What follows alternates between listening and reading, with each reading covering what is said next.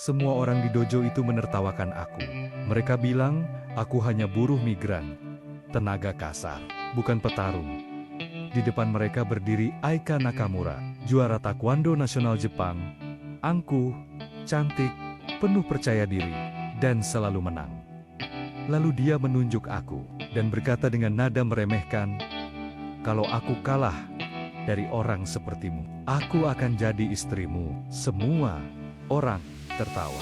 Mereka pikir pertarungan ini sudah selesai, bahkan sebelum dimulai. Yang mereka tidak tahu, aku bukan hanya TKI. Aku adalah anak seorang pendekar silat. Dan aku tidak bertarung untuk menang. Aku bertarung untuk harga diri sebuah bangsa. Assalamualaikum teman-teman semua. Selamat datang kembali di channel ini. Sebelum cerita dimulai, coba tulis di komentar. Kamu nonton dari kota mana? Dan lagi santai di mana sekarang? Aku ingin lihat, dari kota mana saja penonton setia cerita ini berdatangan. Jangan lupa, tekan tombol like, subscribe, dan aktifkan lonceng notifikasi, supaya kamu nggak ketinggalan kelanjutan ceritanya. Karena kisah ini bakal penuh emosi, harga diri, dan kejutan yang belum pernah kamu dengar sebelumnya. Siap? Kalau sudah klik like-nya, kita mulai ceritanya. Namaku Ismail Prasetyo, usia 28 tahun, asal Banyumas. Di mata orang Jepang di pabrik tempatku bekerja, aku hanya TKI, tenaga kerja Indonesia, buruh, kuli, pemegang visa kerja, kelas rendah yang tugasnya hanya mengangkat peti, membersihkan lantai, dan menandatangani absensi. Dan tidak ada yang salah dengan itu, karena mereka hanya melihat pekerjaanku, bukan darah yang mengalir dalam tubuhku. Mereka tidak tahu bahwa kakekku adalah seorang guru silat aliran Cimande. Dan sejak usia 6 tahun, aku sudah berlatih bukan untuk pamer, tapi untuk hidup. Aku tidak pernah memukul duluan. Aku tidak pernah mencari keributan, tapi aku selalu bisa menyelesaikan pertarungan tanpa harus berteriak. Dan itulah yang membuatku berbeda dari para pamer kekuatan di negeri orang. Di Jepang, aku bekerja di pabrik produksi komponen mobil di kawasan Saitama. Gajiku cukup untuk mengirim uang ke ibu di kampung, membayar kontrakan kecil, dan makan sederhana setiap hari. Tapi hidupku mulai berubah sejak pabrik kami menandatangani kontrak pelatihan fisik dengan sebuah dojo taekwondo, tempat para pekerja asing diwajibkan ikut kelas bela diri demi alasan keamanan dan kesehatan. Sebagian besar buruh ikut karena ingin dapat sertifikat, bukan karena banner-banner bisa bertarung. Aku ikut karena bos menyuruh, tidak lebih. Sampai hari itu terjadi. Hari pertama latihan, saat aku hanya berdiri diam di samping tatami, datanglah seorang wanita Jepang bertubuh tegap, tinggi, rambut rapi dikuncir, memakai dobok putih dengan sabuk hitam tingkat ketiga, langkahnya ringan, tapi sorot matanya tajam seperti seseorang yang tidak pernah hidup dalam kekalahan. Namanya Aika Nakamura, juara nasional taekwondo Jepang, anak dari pemilik dojo, penuh disiplin dan penuh kesombongan yang tidak ia sembunyikan. Ketika aku belum berganti pakaian, dia menatapku dari ujung tatami dan berkata dalam bahasa Jepang yang tajam seperti pisau, "Kalau kamu tidak latihan sungguhan, keluar saja. Tempat ini bukan untuk buruh malas." Semua orang menoleh padaku. Beberapa tertawa, yang lain ikut meremehkan.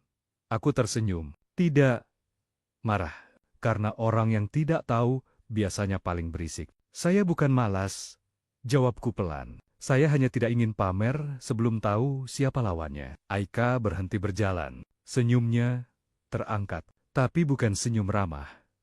"Oh, jadi kamu bisa bertarung?" "Sedikit," jawabku. "Tapi saya tidak biasa memukul orang yang belum menyerang." Tawa dojo pecah. Bukan tawa humor, tawa meremehkan.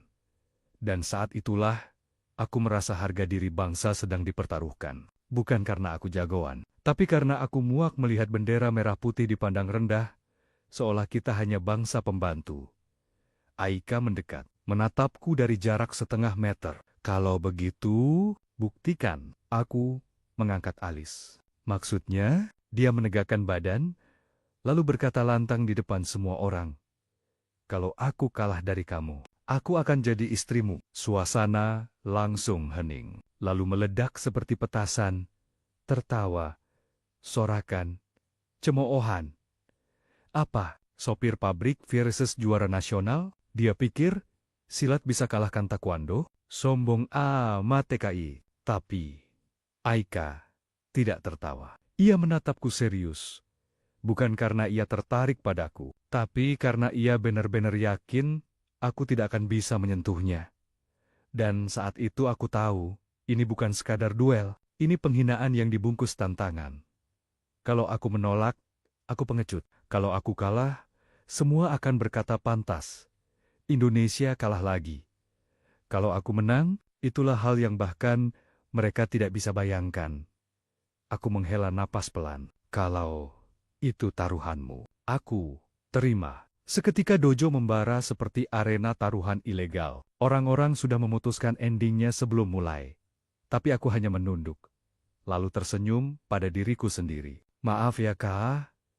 Kak, orang yang kamu hina bukan cuma buruh. Dia anak seorang pendekar yang tidak pernah menyerah hanya karena dunia meremehkan. Dan sejak hari itu, aku bukan lagi Ismail TKI. Aku adalah Ismail pewaris silat, dan mulai hari ini, aku pegang kata-kataku. Setelah tantangan itu diumumkan, dojo berubah seperti arena taruhan tidak resmi. Semua orang yakin hasilnya sudah jelas sebelum duel dimulai. Aika, juara nasional. Aku, buruh asing yang kebetulan bisa pukul-pukul. Bagi mereka, pertarungan ini bukan laga, ini hiburan. Bahkan pelatih dojo berkata sambil tertawa, Ismail, kamu tidak akan mati, tapi kamu akan dipermalukan. Semoga kamu masih bisa kerja angkat barang setelah duel. Aku hanya tersenyum, karena orang yang paling ribut biasanya orang yang tidak pernah bertarung dengan serius. Siapa Ika Nakamura sebenarnya? Di antara suara tawa dan cemoohan, aku mulai mendengar cerita tentang Aika dari para member lama.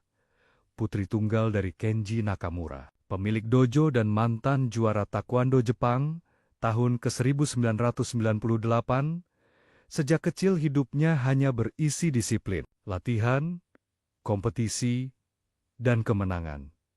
Dia tidak pernah pacaran, tidak pernah punya waktu main, tidak pernah kalah.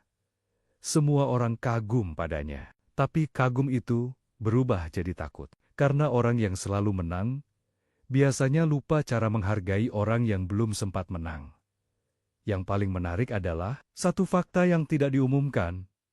Aika membenci pria asing, bukan karena nasionalisme, tapi karena ayahnya dikalahkan oleh petarung Indonesia 20 tahun lalu dalam kejuaraan bebas di Jakarta. Kekalahan itu jadi aib dalam keluarganya. Kenji kehilangan sabuk, sponsor, dan kejayaan. Aika tumbuh dengan cerita bahwa orang Indonesia merampas kehormatan ayahnya. Sekarang masuk akal kenapa dia menatapku dengan pandangan seperti melihat sampah yang berjalan.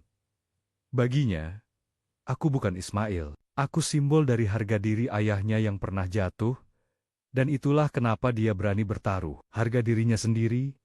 Kalau aku kalah, aku jadi istrimu. Itu bukan janji romantis. Itu hinaan yang dibungkus olah tantangan.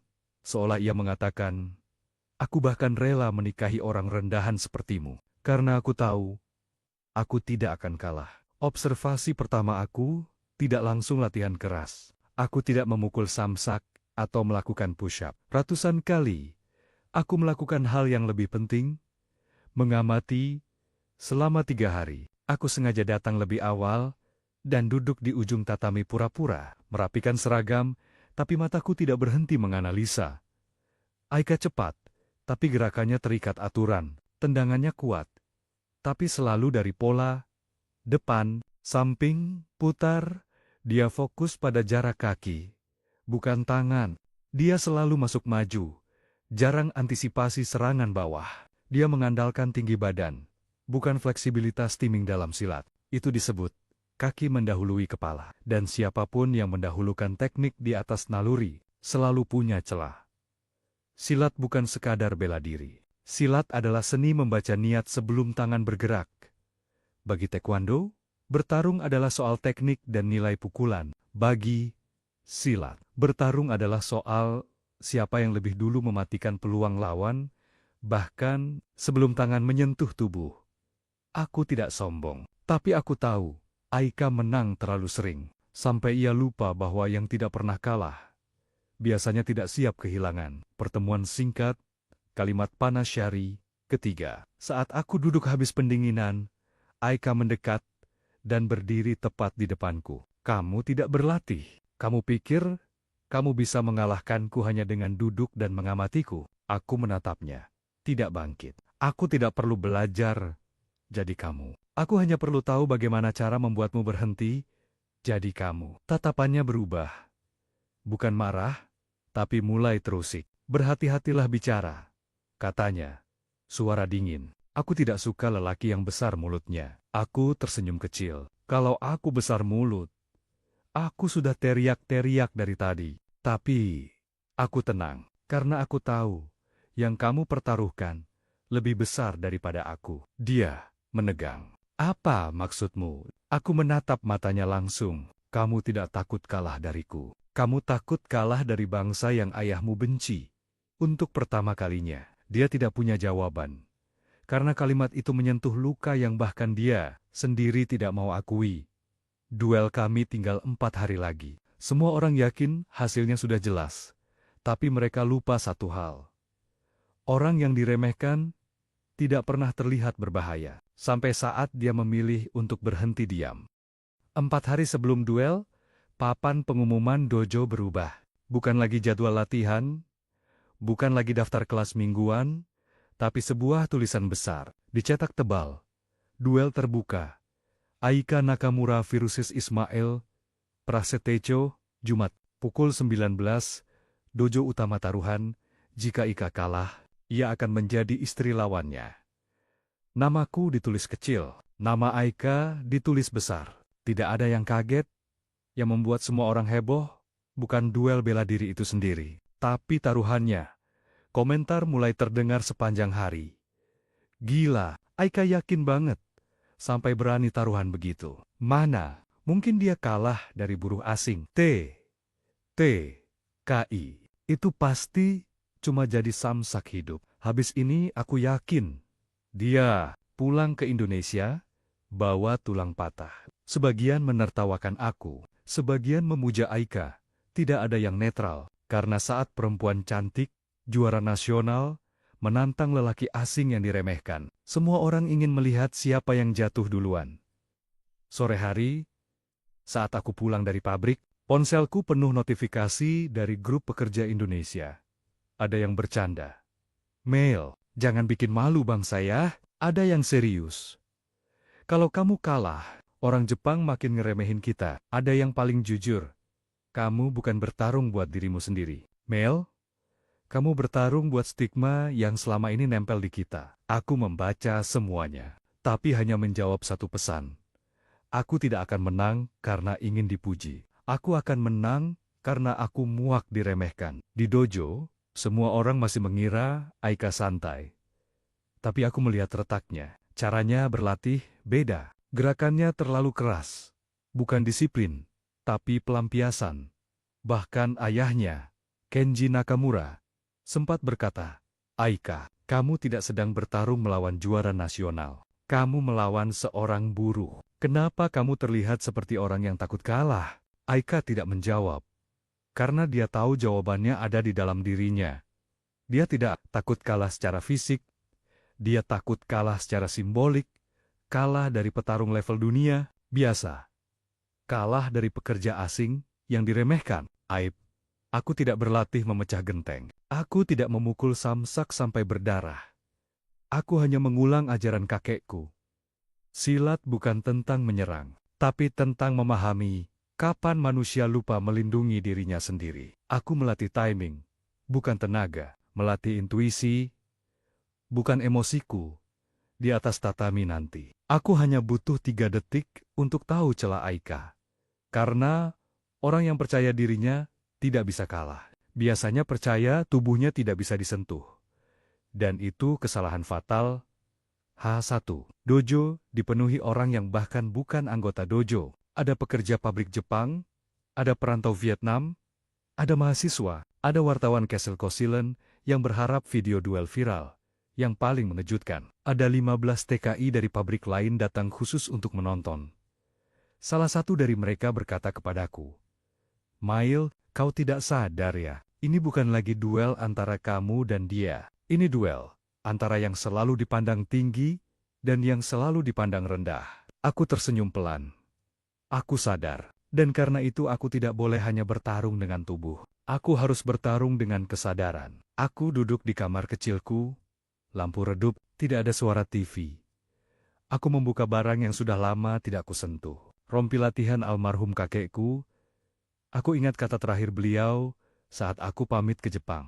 Dunia tidak akan hormat padamu hanya karena kamu baik. Dunia baru hormat kalau kamu terbukti tidak bisa diinjak. Besok, aku tidak akan melawan Aika. Aku akan melawan semua pikiran yang mengatakan TKI itu rendah. Silat itu tidak selevel bela diri internasional. Orang Indonesia cuma bisa kerja kasar. Bangsa kita tidak pantas dihormati. Besok, aku bukan bertarung untuk menang. Aku bertarung agar tidak ada lagi TKI yang disebut rendah hanya karena bekerja keras di negeri orang. Dan kalau aku harus hancur untuk itu, aku siap.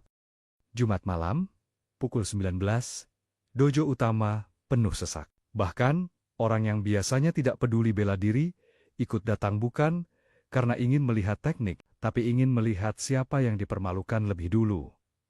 Tatami sudah diganti karpet baru, lampu dipasang lebih terang, kamera ponsel terangkat seperti konser. Bahkan ada yang mulai memasang taruhan diam-diam di sudut kanan tatami. Aika Nakamura berdiri tegak, menunduk sedikit, mengikat sabuk hitamnya. Seragam putihnya bersih, rapi, dan sangat percaya diri. Di sudut kiri, aku duduk bersila, mata terpejam, bukan pemanasan, tapi mengosongkan pikiran. Duel belum dimulai, tapi perang mentalnya sudah. Sebelum wasit memanggil kami maju, Aika berjalan mendekat dan berkata pelan, tapi cukup keras untuk semua penonton depan dengar.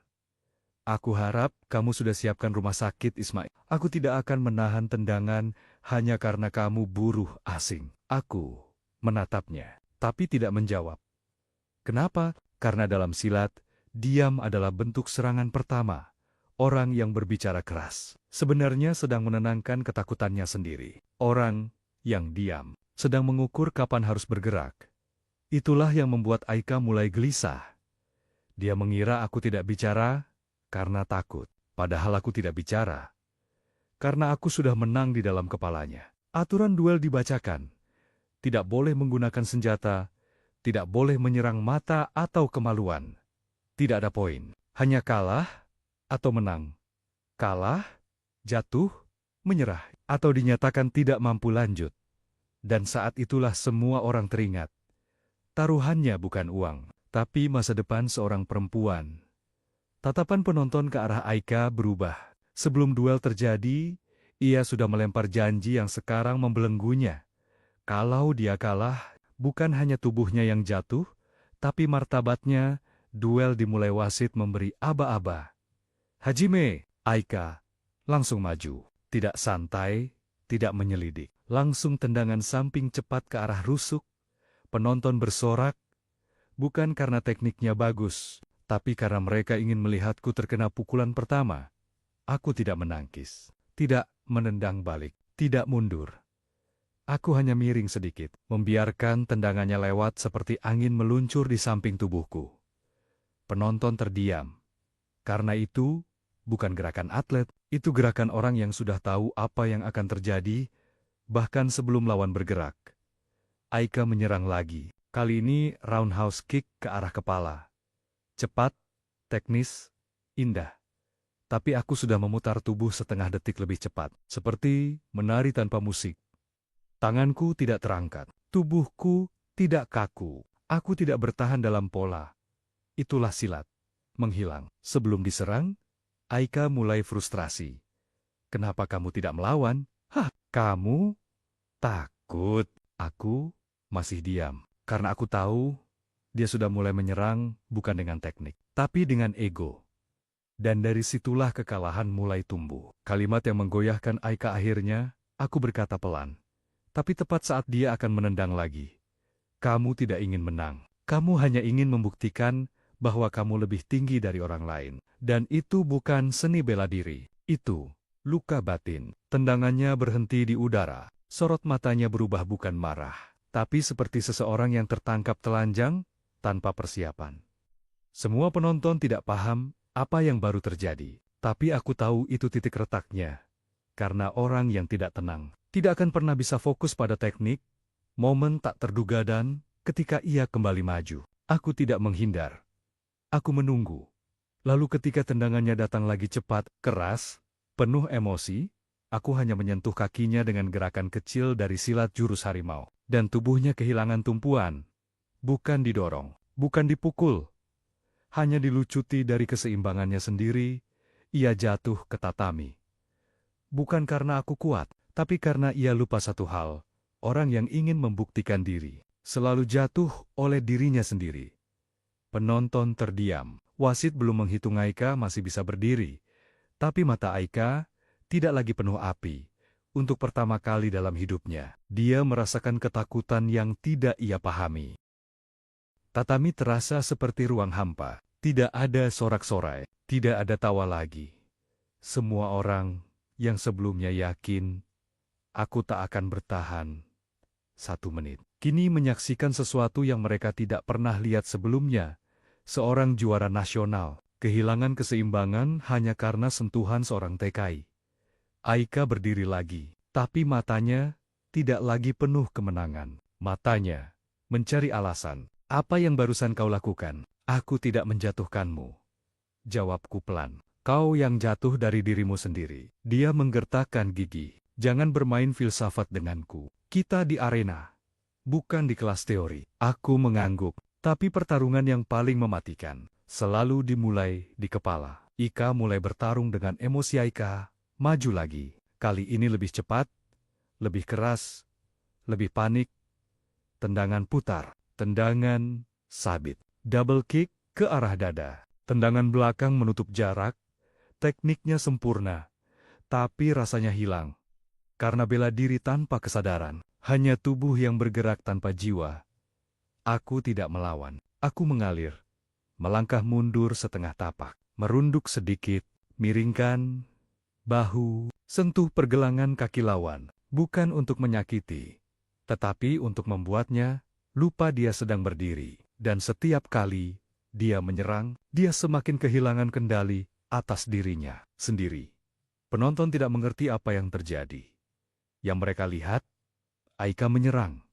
Aku tidak kena, aku tidak memukul, tapi Aika kehilangan keseimbangan. Semakin keras dia menyerang, semakin cepat tubuhnya goyah karena silat, bukan tentang siapa paling keras memukul, tapi siapa yang paling sadar apa yang sedang terjadi. Kalimat yang menghancurkan tembok sombongnya ketika Aika hampir jatuh lagi. Setelah tendangan keempat gagal mengenai tubuhku. Aku berkata pelan tapi cukup untuk ia dengar. Kamu tidak sedang bertarung denganku. Kamu sedang bertarung dengan rasa takutmu sendiri. Itu bukan hinaan. Itu kebenaran yang ia hindari selama bertahun-tahun. Wajahnya berubah. Sorot matanya mulai bergetar. Untuk pertama kali sejak kecil. Ada seseorang yang melihat dirinya lebih dalam daripada guru, lawan, atau ayahnya. Dan itulah momen ketika teknik bukan lagi masalah utama. Pukulan pertama dan terakhir aku tidak pernah berniat memukul duluan. Tapi serangan terakhirnya membuat jarak terlalu dekat. Aika maju dengan dorongan lutut, menutup ruang agar aku tidak bisa menghindar. Teknik bagus, cepat, terlatih. Tapi dalam silat, semakin dekat lawan, semakin mudah dia disentuh. Sebelum lututnya menyentuh tubuhku, aku hanya memiringkan badan ke kanan dan menekan bahunya ringan dengan telapak tangan. Itu saja. Tubuhnya berputar kehilangan keseimbangan dan bruk. Terjatuh kedua kalinya. Wasit terkejut, penonton membeku. Karena itu bukan bantingan kekuatan, bukan pukulan keras, bukan tendangan balasan. Itu pengendalian kesadaran, dan orang Jepang tidak terbiasa melihat bela diri yang mengalahkan tanpa kekerasan. Aika membuka suara. bukan sebagai petarung, tapi sebagai manusia. Aika duduk di atas tatami, terdiam, tidak bangkit, tidak marah, tidak memaki. Dia menatapku, bukan dengan benci, tapi dengan keterkejutan yang penuh hormat. Selama ini, katanya, pelan. Aku pikir bela diri adalah tentang pukulan, tendangan, kemenangan. Aku menunggu, tidak memotong, tapi justru kamu yang tidak pernah mencoba memukulku, yang membuatku jatuh. Aku menghela napas pelan, menunduk, hormat. Dalam silat, melukai itu pilihan terakhir. Menundukkan ego lawan tanpa menyakitinya. Itu kemenangan tertinggi. Dia terdiam, dan aku melihat sesuatu yang tidak pernah dimiliki Aika. Sejak kecil, keterbukaan bukan lagi pembuktian, bukan lagi gengsi, bukan lagi tentang siapa lebih kuat, tapi apa arti menang sebenarnya. Dan ketika ia berdiri lagi, penonton tidak bersorak. Mereka terdiam, menunggu jawabannya. Apakah ia akan lanjut menyerang? Apakah ia akan menyerah? Apakah ia akan menepati ucapannya? Dia menatapku lurus, tanpa senyum, tanpa gengsi, dan berkata, "Aku belum kalah, tapi hari ini, aku sadar kamu bukan lawan yang harus kupermalukan. Kamu guru yang tidak pernah kuminta. Tapi ternyata aku butuhkan." Dan itulah momen ketika pertarungan berubah bentuk sepenuhnya. Dojo seharusnya menjadi tempat adu teknik, adu fisik, adu kekuatan. Tapi malam itu, dojo berubah menjadi tempat keheningan paling jujur yang pernah terjadi di hidupku. Setelah jatuh untuk kedua kalinya, Aika berdiri pelan, tidak tergesa, tidak berapi-api, tidak lagi berusaha membuktikan diri. Dia berdiri seperti seseorang yang baru saja kehilangan sesuatu yang selama ini ia kira tidak akan pernah jatuh. Egonya, wasit memberi waktu padanya. Ia tidak menyerang. Ia hanya menatapku lama, seperti seseorang yang akhirnya melihat wajah dirinya sendiri untuk pertama kalinya. "Ismail," katanya perlahan, "aku ingin mengatakan sesuatu sebelum kita lanjut." Penonton diam, menunggu. Wasit membolehkan karena duel belum dihentikan. Belum ada kalah menang.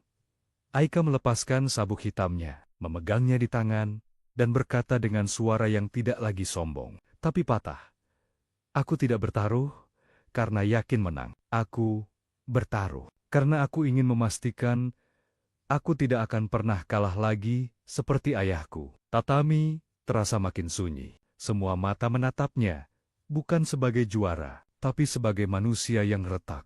"Ayahku pernah kalah dari petarung Indonesia 20 tahun lalu," lanjutnya. "Sejak itu, ia tidak pernah tersenyum bangga lagi. Ia mengajariku bahwa kalah dari orang asing adalah aib keluarga." Dan saat itu aku sadar, Aika bukan sombong karena ingin dihormati. Ia sombong karena ia dibesarkan untuk takut kalah.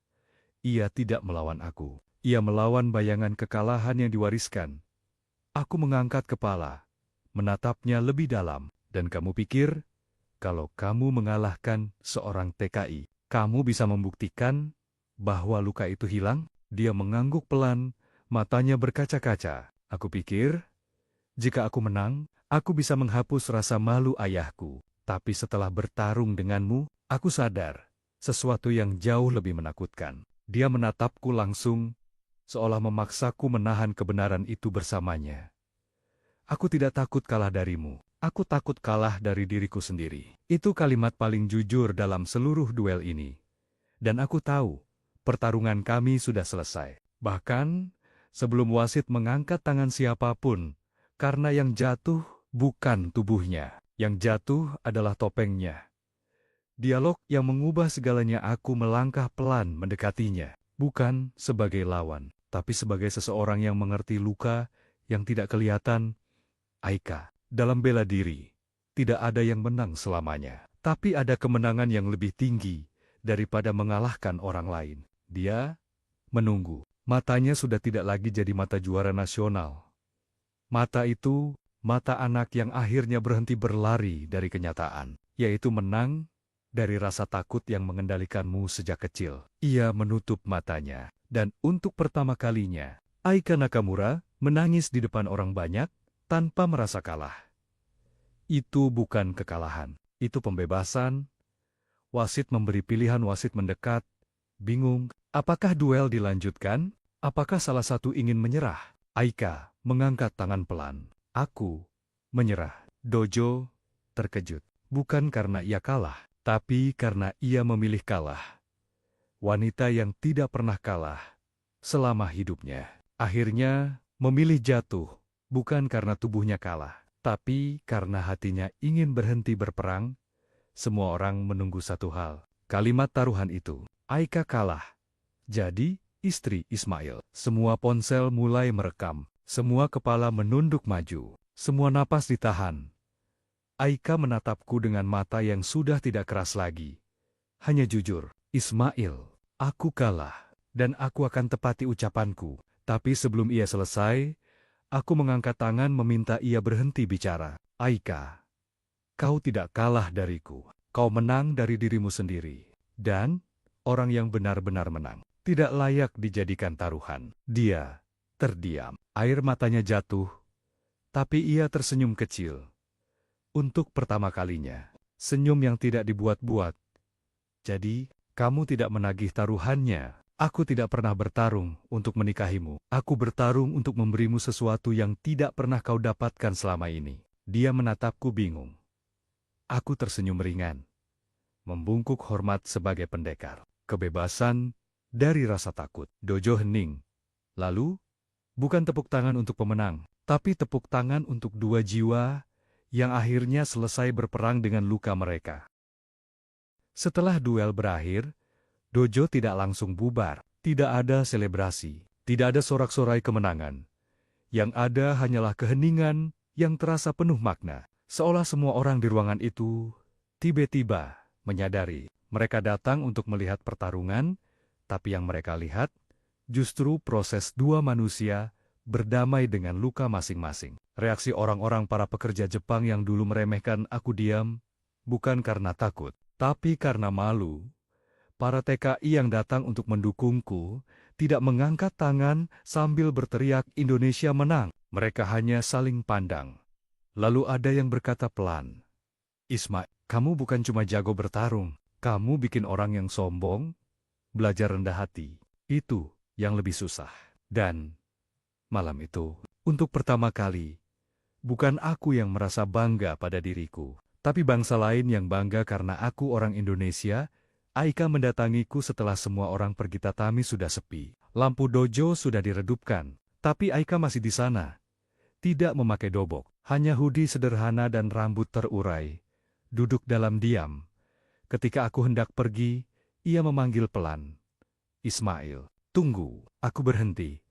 Ia berjalan mendekat tanpa sepatu, tanpa sabuk hitam, tanpa gelar juara, hanya sebagai seorang perempuan yang baru belajar jujur pada dirinya sendiri. Tentang taruhanku, katanya, aku akan tetap menepatinya. Kalau kamu mau. Aku menatapnya lama. Aika, jawabku.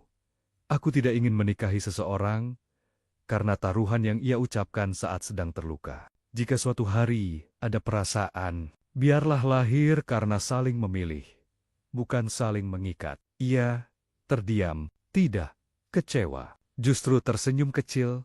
Senyum yang berbeda dari semua senyum penuh ego yang ia buat selama bertahun-tahun. Jadi, kamu membebaskanku dari kalimatku sendiri. Bukan membebaskan, jawabku pelan. Aku hanya memberimu pilihan lagi. Karena sejak kecil, hidupmu selalu dipenuhi kalimat yang kamu dipaksa taati. Ia menunduk. Lalu, tanpa ragu, ia membungkuk hormat seperti murid kepada gurunya. Terima kasih, Ismail. Bukan karena kamu mengalahkanku, tapi karena kamu mengajariku sesuatu yang bahkan ayahku tidak pernah ajarkan. Ia menatapku. Matanya jernih, bahwa kekuatan sejati bukan menaklukkan lawan, tapi menaklukkan ketakutan. Epilog. 6 bulan kemudian aku masih bekerja di pabrik, masih tinggal di kontrakan kecil, masih mengirim uang ke kampung. Tidak ada kemewahan tiba-tiba, tidak ada gelar baru, tapi ada sesuatu yang berubah. Cara orang memandangku.